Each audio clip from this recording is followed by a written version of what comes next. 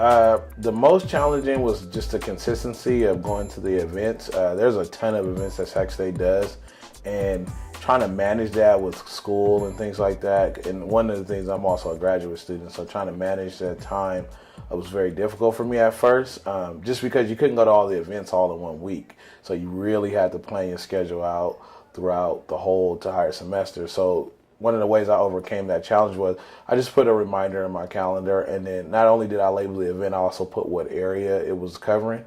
And if I didn't get a chance to make the event, I'll quickly search for another event to go to. So that was probably the best way I overcame that challenge.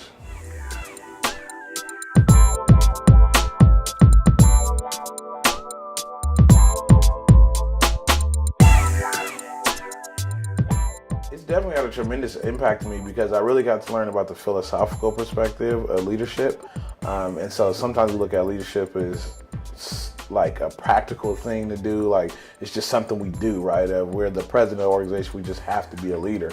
But when you really get into the physical sense of leadership, I think it makes you think differently, and in turn it affects your behavior. So in my position currently, where I'm a leader, I have to manage a staff of student assistants, I have to learn how to employ some of those philosophical skills in leadership within the 7Cs model, and use that to be the most efficient organization that I can possibly be. And I can honestly say that a lot of it's worked. There's been a lot of skills that I've learned throughout it that I know I definitely will be applying for my future career, just because I plan on going into leadership in higher education. So I think it's impacted me in a lot of different ways, but yeah, too many to go over right now.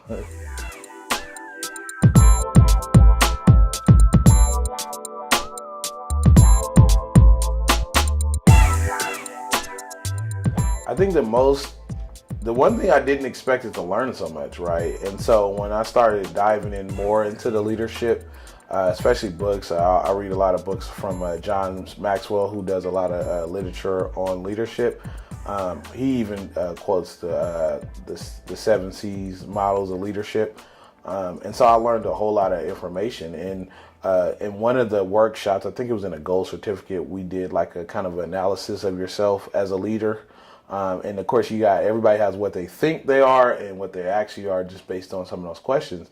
And what I found was that I'm a super analytical leader, and in some cases that is great, but also you need people who are morale leaders, right? So sometimes you got people that you're working with that doesn't necessarily feel as a part of the team, and you have to think about ways to make them better to ultimately accomplish your goal. And so I was just surprised at so much information I've learned, and the versatility of the 7Cs model. It definitely really helped me out in my leadership experience.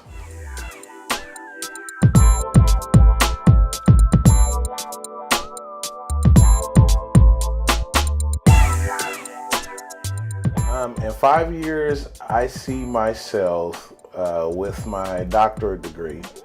I definitely want to go up the academic affairs side of the house in higher education. I know I want to work on a college campus, but I see me using my leadership skills not only in the classroom, but on committees, in the faculty senate, and in other ways to implement policies and things like that to help students have a better collegiate experience. I know, me being a first generation, there are some things that I found difficult throughout my college journey, and I think that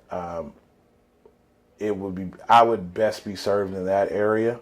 So I really think that having my PhD is one, but also just being involved in the campus community from taking my leadership beyond just the classroom.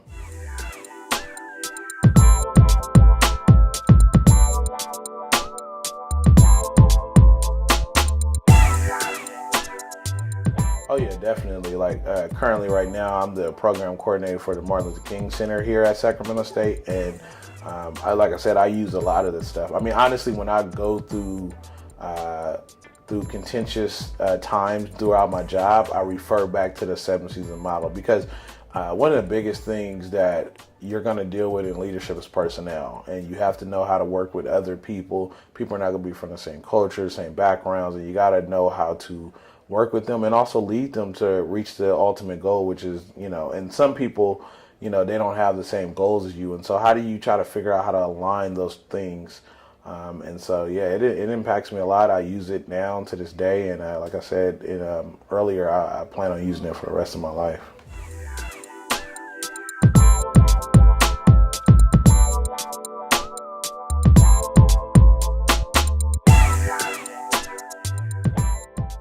Yes, I definitely recommend it. And I especially, when I was teaching in EOP with the learning community, I always recommended my my students to actually do it.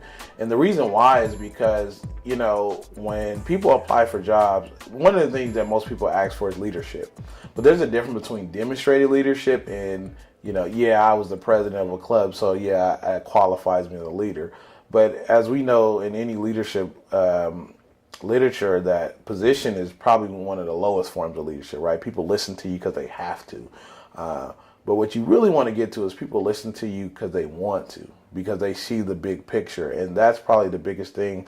And so when you can put in an application and you can say, I've done these 4 certificates, I've actually achieved the leadership initiative, as an employer, I have to believe that you've experienced, at least at a surface level, what leadership is. And that's going to mean more to me than just you are the president of your club.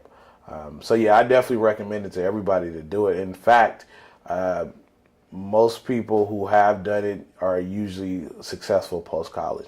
And that's the thing. You want to build your resume up to the point where when you leave here, you're ready to get a job. And part of that is by building up your leadership experience. So this is a great program.